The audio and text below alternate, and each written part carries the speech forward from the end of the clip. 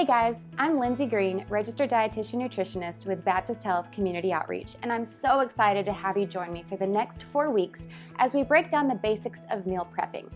If you're a busy parent or anyone else short on time, then you're in the right spot. Let me help you take the frustration out of meal times as together we create a plan to avoid that dreaded question, what's for dinner? I can't wait to share the kitchen with you, so let's get started.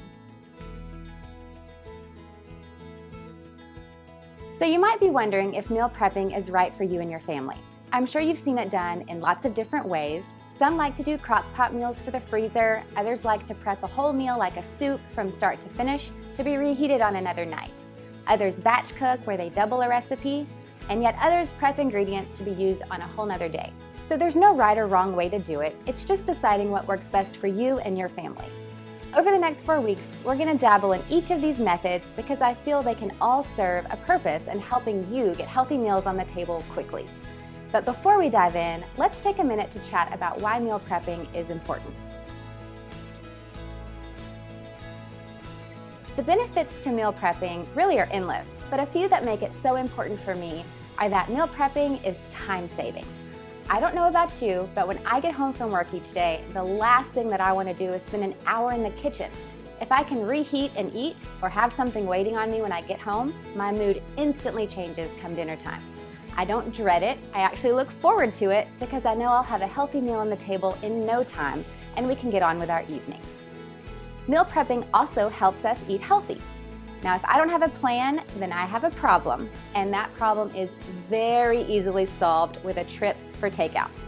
If you can make the healthy button the easy button, then you are much more likely to choose good for you foods over hyper-sweetened or hyper-salted restaurant foods. So meal prepping also helps save money and reduces food waste. In keeping with the theme, avoiding those restaurants has not only kept our plates healthier, it's also saved us quite a bit of money over time. Before meal prepping, I couldn't tell you how many times I bought groceries with the good intentions to use them, yet somehow they sat in my fridge because I didn't have a plan for them, or by the time I got around to using them, they'd already gone bad. Meal prepping helps you develop a plan for all the ingredients in your fridge, so you only buy what you need and what you plan to use. So you may be wondering how to get started with meal prepping.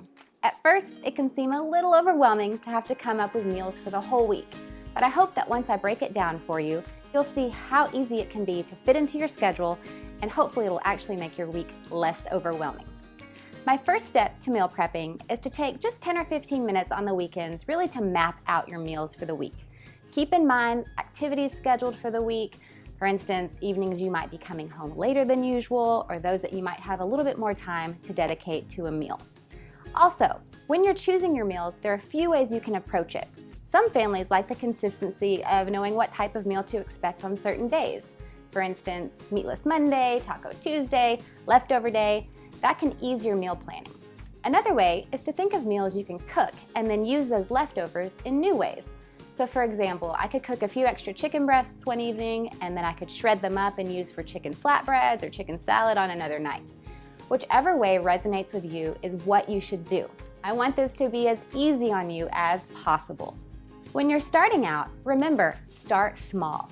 Aim to create enough dinners for 2 to 3 days of the week and start with meals you know that your family loves. Don't just pick meals because you think that they're healthy, because you never want to cook something you'd rather ditch for that drive-thru burger. I encourage you to make a list of 5 or 10 of your favorite meals that you're comfortable cooking. Post that list somewhere in your kitchen. Then, anytime you try a new meal that everyone loves, make sure to add it to that list.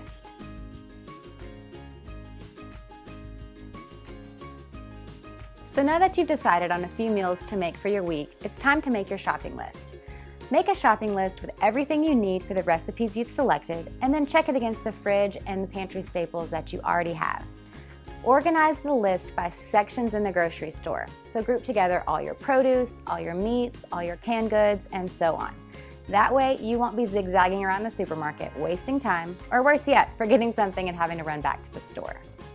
Also, I encourage you to plan your menu around when you shop.